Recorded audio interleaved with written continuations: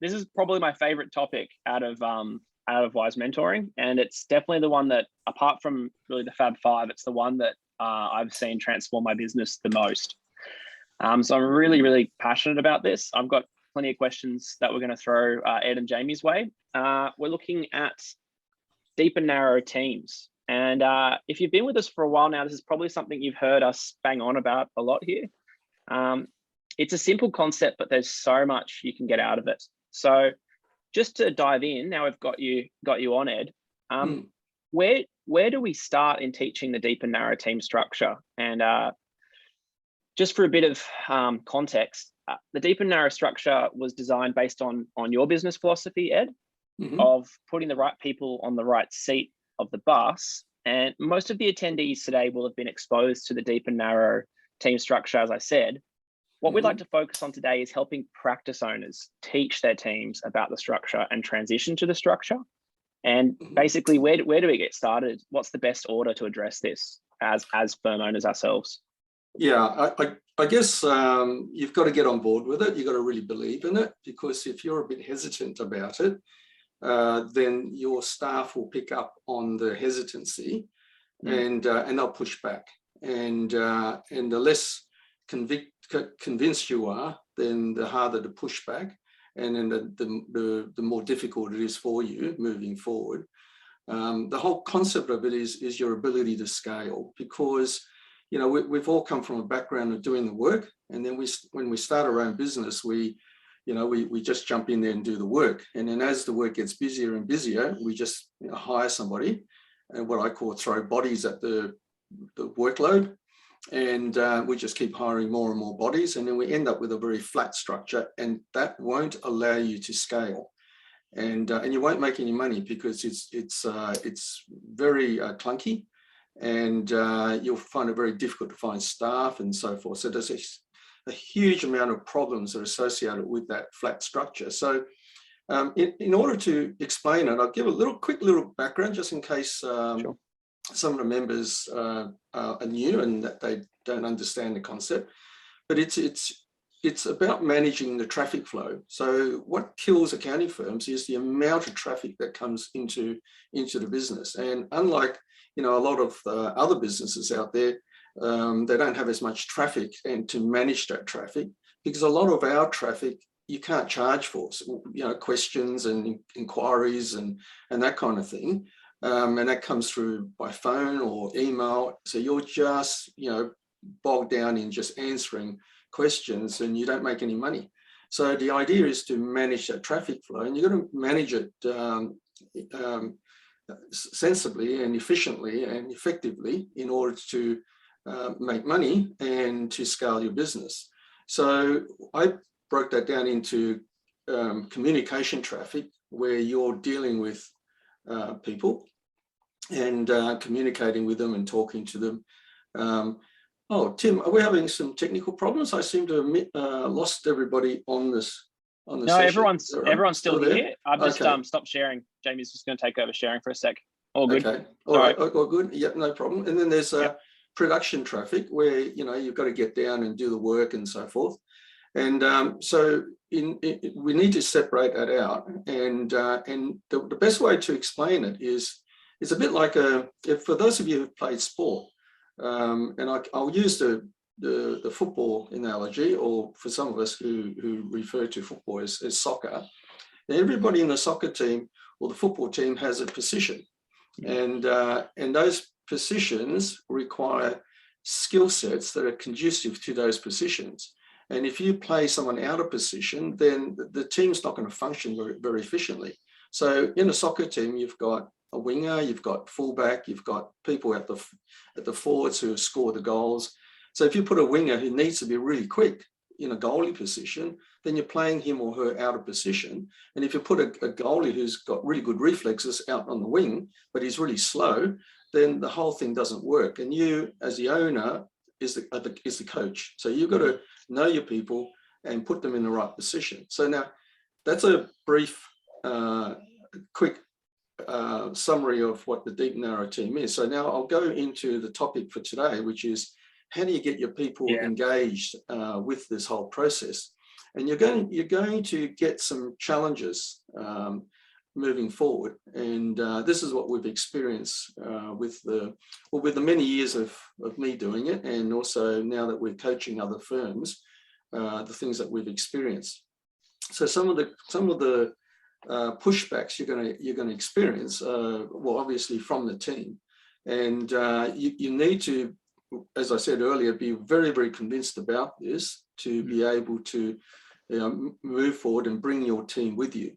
And generally, the challenges along these lines, some might feel very, very threatened by the thing, because they're not sure of what it all means. So you've got to really get in there and educate them.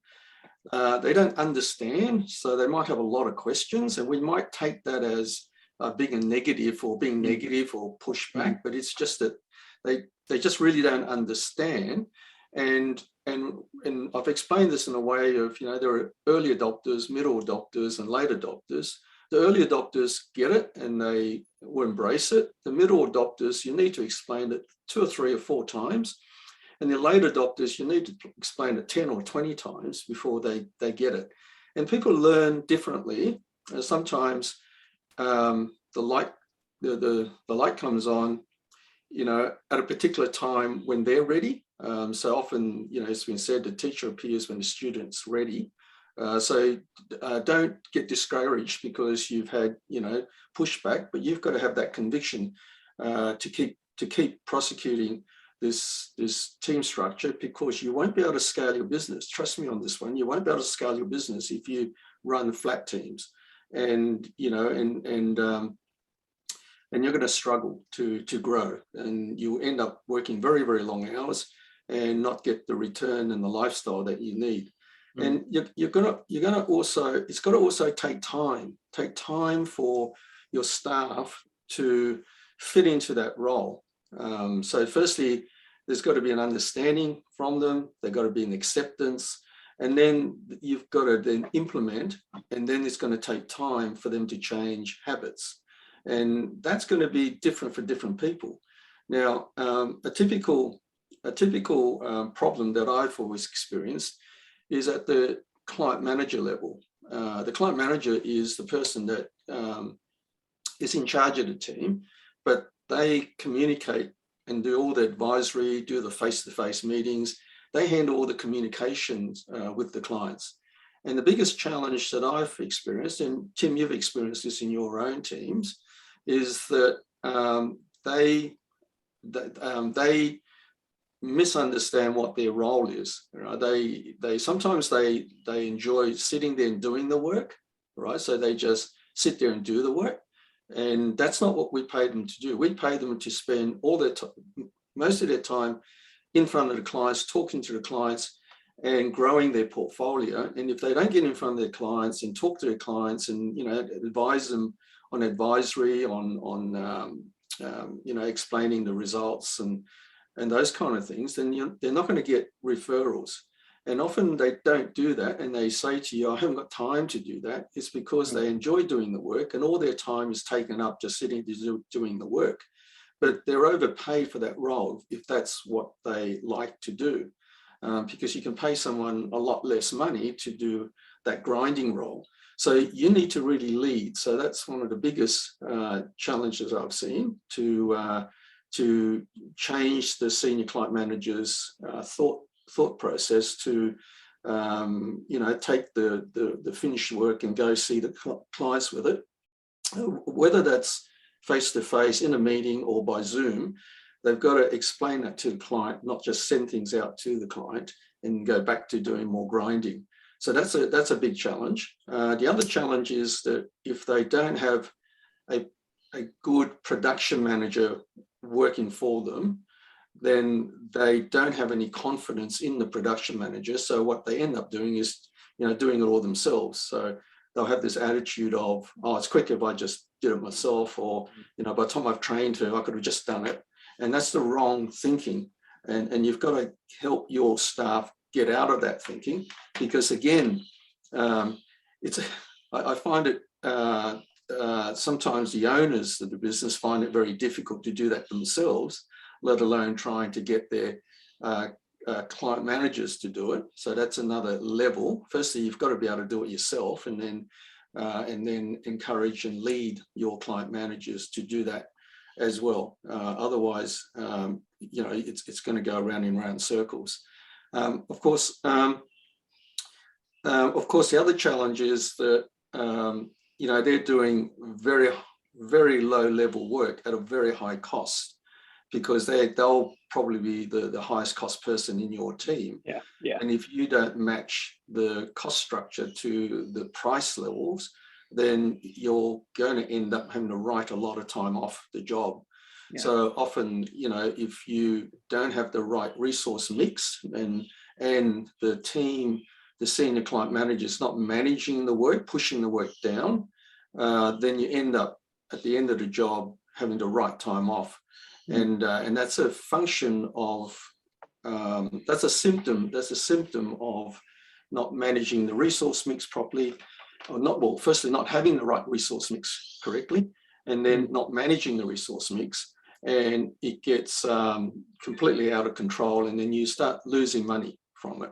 And I use the analogy of a triangle, and it's a bit like, the food triangle, but in this case, it's a production triangle, where the largest part of the triangle is at the bottom, and at the bottom is where most of the time is spent on a particular job should be done by somebody else who's a bit more of a junior, at a lower cost structure, at a lower charge out rate.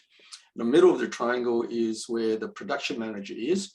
He or she checks the work, and he or she spends less time on the job, but they're at a higher cost level. And at the very tip of the triangle is where the client managers should spend their time, doing advisory, face-to-face meetings, structure, strategy work with the client. So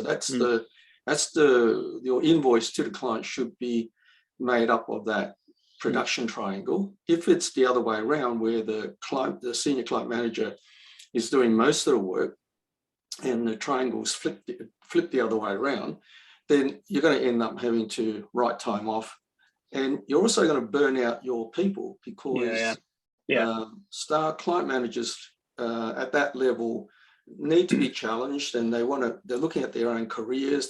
They want progression. They don't want to be sitting there doing bank reconciliations and that kind of thing. So you're going to end up losing your staff as well. So that's just complete mismanagement of the business. And so you've got to manage your business properly, so everybody wins, so that the client gets his work done at a competitive rate. Your staff gets challenged and work on their careers and get paid a decent salary, and of course the shareholders need to win, so that there's a decent return on investment on the capital of the investment of the capital of the business, of their money in the business. So the deep and narrow team facilitates a win-win-win.